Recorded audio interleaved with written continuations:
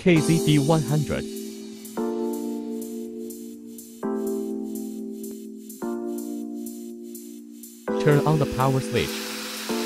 Fit the disc nose bearing against the desired chamfered workpiece plane. Slowly push clockwise to implement the chamfer.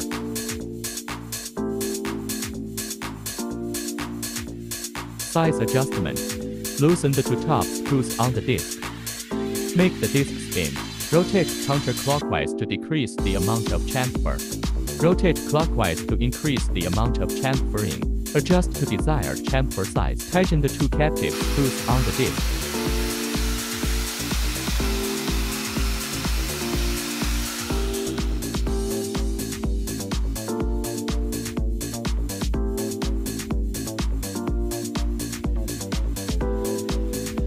Blade replacement. Loosen the two top screws on the disc. Turn counterclockwise until the disc is removed. Blade replacement with special knife wrench.